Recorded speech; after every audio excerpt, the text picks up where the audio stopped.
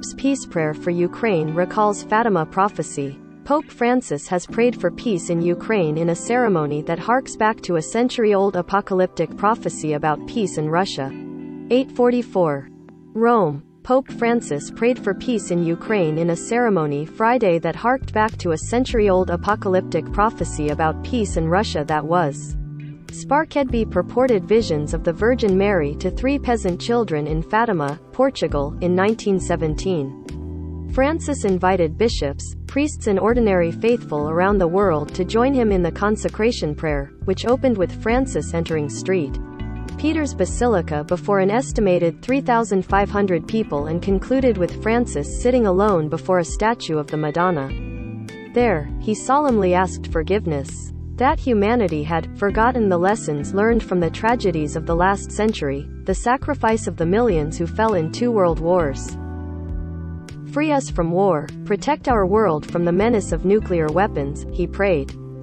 The service was Francis's latest effort to rally prayers for an end to the war while keeping open options for dialogue with the Russian Orthodox Church and its influential leader, Patriarch Kirill.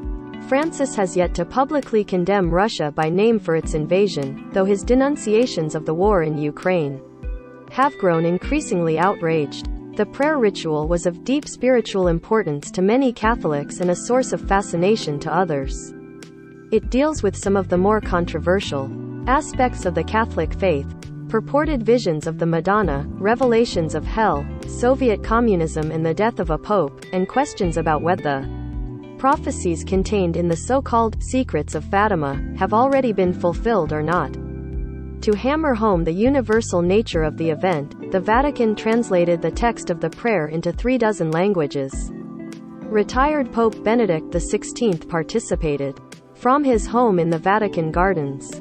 A papal envoy celebrated a simultaneous service at the shrine in Fatima. The Fatima story dates to 1917, when, according to tradition, Portuguese siblings Francisco and Jacinta Marto and their cousin Lucia said the Virgin Mary appeared to them 6 times and confided to them 3 secrets. The first 2 described an apocalyptic image of hell, foretold the end of World War I and the start of World War II, and portended the rise and fall of Soviet communism. The children were between 7 and 10 years old at the time. In 2000, the Vatican disclosed the long-awaited third secret, describing it as foretelling the May 13, 1981, assassination attempt against St. John Paul II in St. Peter's Square. According to later writings by Lucia, who became a nun and died in 2005, Russia would be converted and peace would reign if the Pope and all the bishops of the world consecrated Russia to the Immaculate Heart of Mary. Lucia later claimed that John Paul fulfilled that prophecy during a Mass on March 25, 1984. Exactly 38 years ago Friday, even though he never specified Russia in the prayer. The text of Francis's prayer corrected that 1984 omission. It reads, "Therefore, Mother of God and our Mother, to your Immaculate Heart we solemnly entrust and consecrate ourselves, the Church and all humanity, especially Russia and Ukraine." It adds, "Grant that war may end and peace spread throughout the world." In his homily Friday, Francis said the act of consecration of Russia and Ukraine to Mary's Immaculate Heart was not a magic formula, but a spiritual act that was taking place, even as bombs are destroying the homes of many of our defenseless Ukrainian brothers and sisters. The Ukrainian ambassador to the Holy See, Andriy Yurosh, tweeted from inside the basilica his appreciation of the service, which he said was another attempt to defend Ukraine from devil's war. Russia's ambassador to Italy, Sergei Razov, earlier in the day defended Russia's special military action in Ukraine and said Moscow's references to its nuclear arsenal in the past month were not a threat but only a reflection on potential scenarios if Russian national security was put at risk.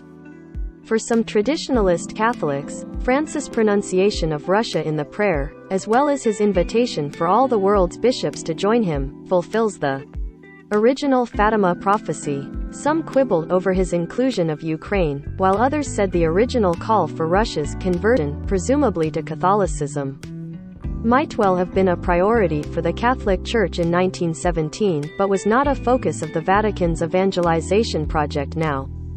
Soon after Francis announced his plans to hold the consecration prayer, Patriarch Kirill said he was inviting the Russian Orthodox to direct prayers to the Mother of God, too. Kirill has called for peace, but he has also seemingly justified the invasion by invoking Russia and Ukraine as one people, and describing the conflict as a metaphysical battle.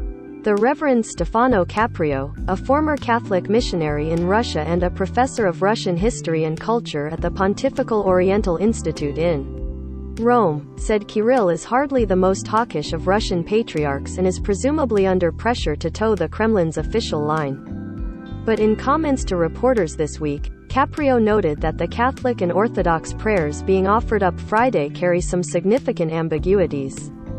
The problem is that these are two different interpretations: the Madonna who favors peace, and the Madonna who supports the war, he said.